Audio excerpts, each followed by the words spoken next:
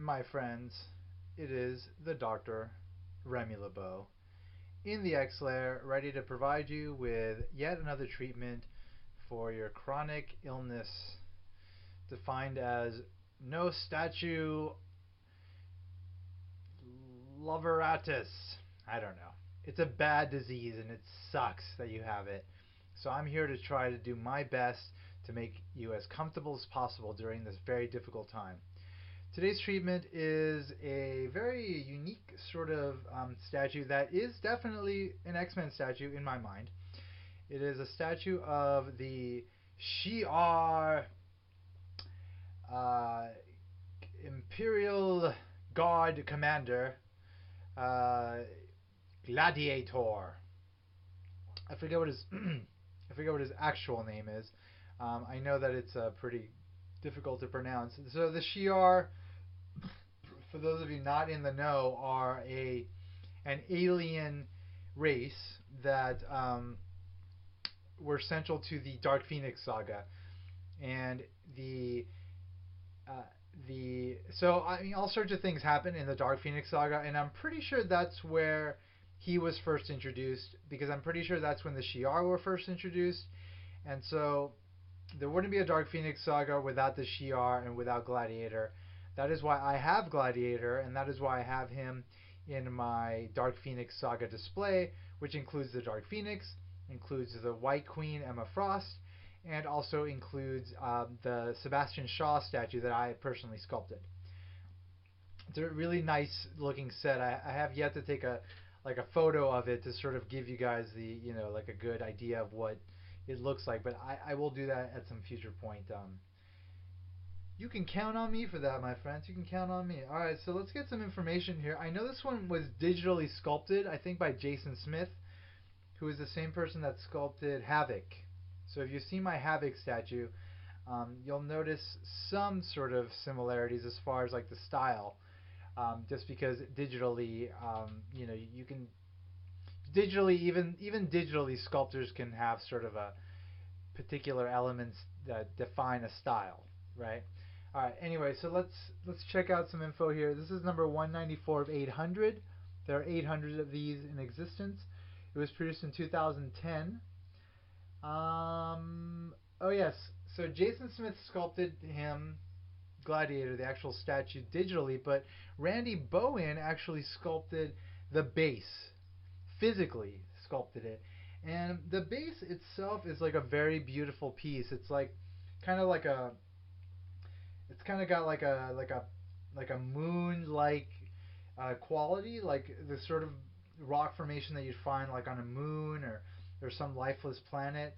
And it looks like, so there's like a little sort of meteorite in the middle, as though like a meteorite sort of broke through rock and kind of landed and just kind of shaped this uh, sort of alien terrain a little bit more, and it's got some interesting colors in it, some pinks and some blues, and the textures are really nice. A lot of texture, a lot of imprints of maybe other sort of planetary fragments sort of hitting it and shaping it throughout, who knows how many, maybe billions of years. Like, it's such a beautiful piece. I'm so happy that Randy Bowen decided to do that and not just kind of, just have the digital sculpture on some digitally sculpted base. Like, it really adds a lot to the piece and sort of enhances its overall quality, which is like great. Like, this is one of the best. I mean, it's hard to, again, it's hard to sort of put these statues in like on a value hierarchy, because they're all so good, and all the ones I have, I have them because I love them, and they wouldn't be in my collection unless I thought they were great. So, but this is just such a great one. I love you, Gladiator. So the special significance that this statue has is that it was actually the first statue that I got directly from Bowen Designs that had not been released yet when I first started collecting, and was released immediately after I started collecting. So I remember getting it, and I was like, and it was like, so on the statue boards like statuemarvels.com, statueforum.com, people post photos of the statues as they first get released, And people in California tend to get them early because Bowen Designs is actually located in Oregon, and people in Oregon also get them early. So just by accident, I wound up just being one of the first people to get this statue. And I remember posting photos of it, and people being really sort of enamored by it, and and it causing them to want to buy it, to want to get it themselves. I guess some people were on the fence, and so that's kind of started like a trend with me where anytime I would get a statue, I would try to post photos as soon as possible because I wanted people to to to have some good sort of referential material for them to be able to make a solid, a better decision about what they're going to buy, um, given that they might be on the fence and are in need of that sort of extra, you know, visual material, visual reference material, whatever. Um, that is an extra special significance for this statue. But this statue doesn't need extra special significance because it's just inherently special. I mean, just look at it. It is just fantastic. I mean, Gladiator himself has such a great design. I really love the design of Gladiator. It's so unique and interesting. It's like I don't know. It's kind of breathtaking. um, I love his costume. Like they did such a great job. They used like matte red elements and shaded nicely. And then the blue parts they use like a metallic blue, which I love when they do that. When they use like a element, matte color element for some parts of the costume, and then like a metallic element color for other elements of the costume, and it creates such a nice contrast and just really makes um, the statue sort of pop in a variety of ways that you would not expect. This statue doesn't need anything extra because, like I said, Gladiator is he's just a really well designed character and super interesting. So just the extra elements, of course, always make it better, and I'm happy that they're there. But they didn't need to be there, but I am very happy that they're there because it just makes the statue even better. Um, and then they use some gold for the belt and some metallic gold, and then for his emblem on his chest as well as for the lining on the cape, and sort of like the part of it of his the part of the cape that connects at the neck also has like that gold paint, and then the rest, of course, is like this matte red for the cape with the shading. And the cape is really freaking cool. It's like really awesome. In fact, some collectors have mentioned that it kind of harkens, it kind of evokes like a Superman kind of quality, which is great because he is like Superman in a sense. He's like an alien. He's got like this super strength, and he can fly. But he's not Superman. But it's a great pose for him. And actually, I did see one person convert one of these into a Superman. It looked really great, but it didn't look as great as it looks as Gladiator. Um, the face on this is just really well done. Like I've seen some Gladiator statues, like another Gladiator statue. I think that was done by Hard Hero, and he looks like really alien, and like they made him look like kind of, I don't know. They just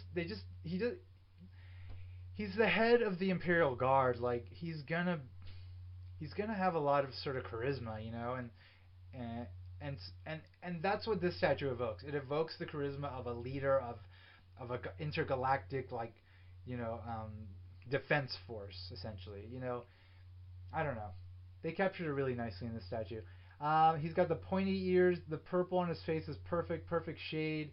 The eyes and the eyebrows look great, and of course, like the signature, freaking awesome element of Gladiator is his mohawk, which is so cool, and they did such a good job with it here. It's kind of hard to see it here, but I took some good photos of it in my blog post, so check it out. Actually, let me see if I can maybe get you a little close up of that. There you see. There it is. Rogue, you cannot best me. You know we have fought before.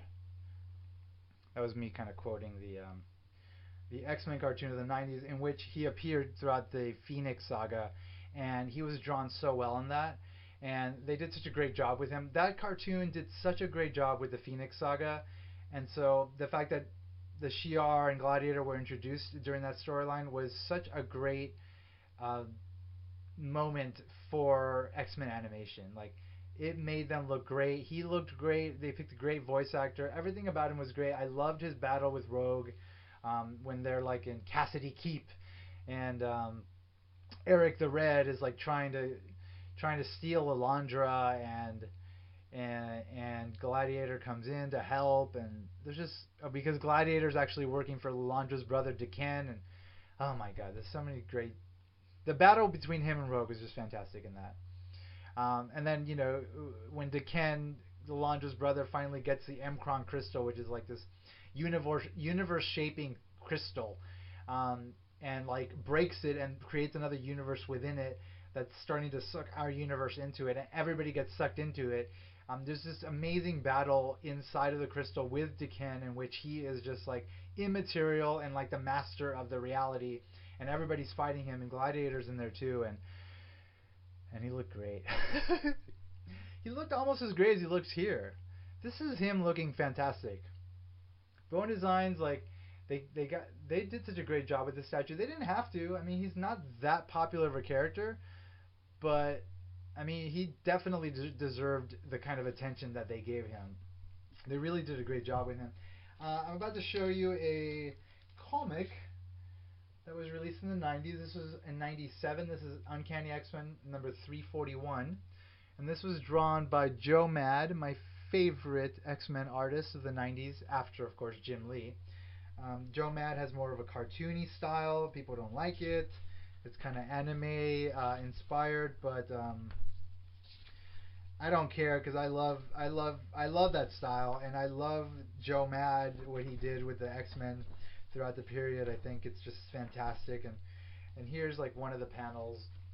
You can see Gladiator there. He looks fantastic, and every element of the costume is there as it is in this beautiful statue here, which is fantastic.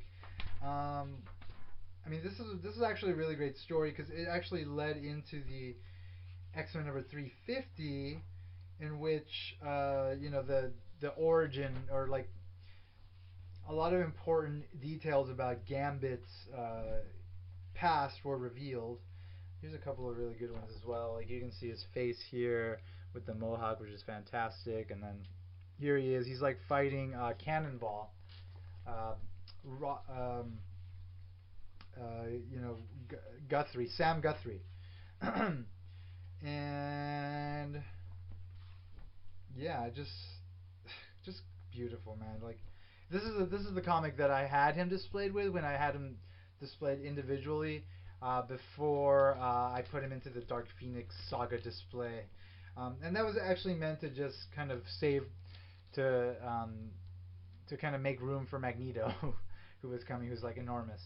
Uh, but obviously, the classic drawings of him are in the Dark Phoenix Saga uh, comics, but I don't have any on hand from that period in the saga, the Dark Phoenix Saga, in which the Shi'ar come to Earth after the Dark Phoenix was ignited, after she destroyed like a whole solar system, and they realized that she needed to be controlled and if not destroyed. So there's like that whole period, that whole few issues where the X-Men have to fight for Jean's life on the moon, and Gladiator obviously is like the head of the Imperial Guard, and he leads the Imperial Guard against the X-Men. It's like there's really great art in that, and it's just a really great story.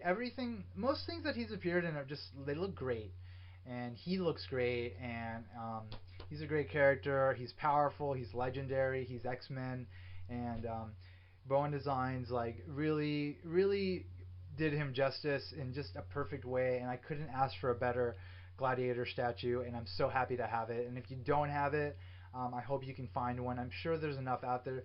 Unfortunately for me, actually, like maybe about a year ago, when I first got these glass cases, these Detolfs, I didn't put them together properly. Like I put the frames inside out or something, and one of the glass shelves caved, and I had Bishop, I think, on top of him, and it fell on him, so he just was all damaged. So I had to replace him. So I got a replacement maybe about a year ago, and he maybe cost me about $300.